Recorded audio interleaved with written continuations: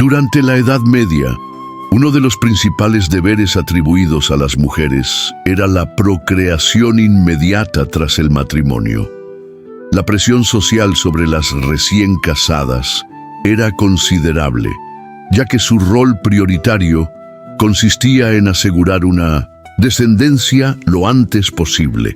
Las casas reales, en particular, eran admiradas como referentes de continuidad familiar, sobre todo cuando se aseguraba la línea de sucesión masculina. Sin embargo, en ciertos casos, el embarazo representaba una complicación importante, dada la precariedad de la medicina medieval. Estimados viajeros en el tiempo, en esta ocasión exploraremos los diferentes métodos utilizados durante el medievo para evitar embarazos.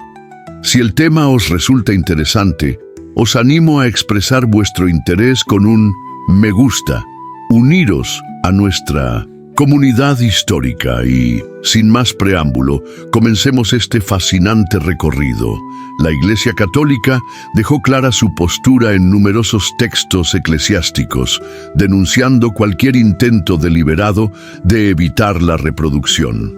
A modo de ejemplo, citaba el relato bíblico de Onán, descendiente de Judá, quien rehusó cumplir con el deber conyugal hacia la viuda de su hermano.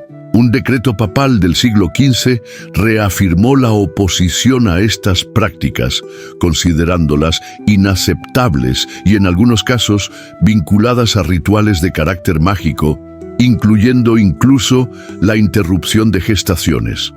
En consecuencia, la institución promovía la moderación en la vida conyugal, reservando las uniones íntimas para fines reproductivos.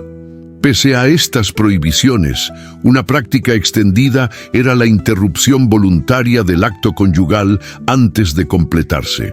Esta decisión, en muchas ocasiones, era tomada unilateralmente por los varones, dado el rol subordinado que muchas mujeres ocupaban. Aunque presente en textos literarios a lo largo de la historia, la evidencia documental directa sobre su uso es escasa. Paralelamente se idearon numerosos procedimientos alternativos para el control de la natalidad, cada uno con distintos grados de aceptación y eficacia. Diversos tratados médicos medievales recopilan recetas a base de hierbas empleadas para regular el ciclo femenino o purificar el organismo. Estas fórmulas solían tener como fin interrumpir procesos no deseados.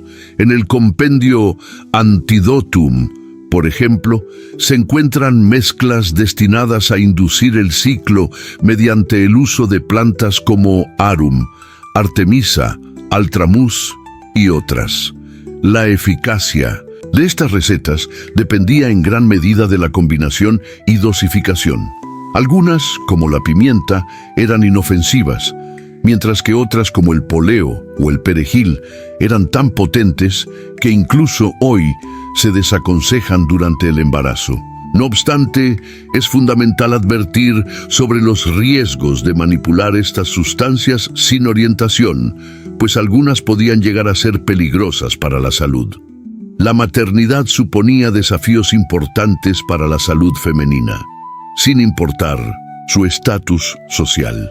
Algunas estrategias empleadas incluían preparados de origen vegetal insertados localmente para impedir la fecundación, conocidos como dispositivos de barrera. Avicena, en su influyente Canon de Medicina, menciona el uso de menta colocada cerca del cuello del útero antes del contacto íntimo.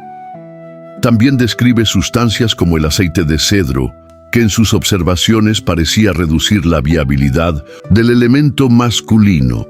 Se documentan otras combinaciones herbales, polvos vegetales e incluso dispositivos elaborados con materiales poco convencionales.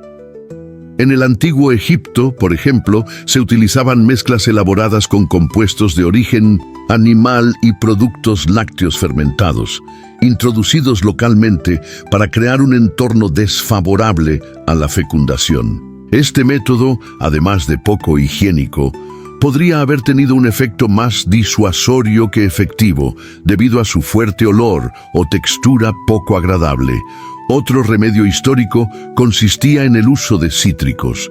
Se creía que los jugos ácidos, como el del limón, tenían propiedades capaces de reducir la fertilidad. Algunas mujeres impregnaban materiales absorbentes con este líquido y los colocaban localmente, actuando tanto como filtro físico como agente natural. Por otro lado, existían prácticas de índole simbólica o ritual. Estas podían incluir la utilización de objetos naturales, amuletos o el consumo de ingredientes con supuestas propiedades preventivas. La médica italiana Trotula de Salerno recoge en sus textos ejemplos sorprendentes. Desde portar tejidos animales durante el encuentro íntimo, hasta el uso de elementos orgánicos alrededor del cuerpo como medida de protección. El médico griego Sorano, activo durante el siglo II, describió una técnica que hoy nos resulta llamativa por su peculiaridad. Sugería que, tras el encuentro íntimo, la mujer debía ejecutar 7 saltos hacia atrás, seguidos de un estornudo voluntario. Según la lógica médica de la época, se creía que estas acciones físicas ayudarían a expulsar cualquier resto seminal del interior del cuerpo, dificultando así la posibilidad de gestación. Aunque esta recomendación carece por completo de respaldo científico, su existencia ilustra el nivel de creatividad y desesperación con el que las sociedades antiguas abordaban la regulación de la fertilidad. En ausencia de métodos fiables, se recurría a todo tipo de estrategias, algunas heredadas por tradición oral y otras recogidas en tratados médicos de la antigüedad. Sorano no fue un caso aislado. A lo largo de la historia, muchas civilizaciones desarrollaron métodos que, aunque improbables en su eficacia, revelan una preocupación constante por limitar los nacimientos, especialmente en contextos de precariedad económica, conflictos o problemas de salud.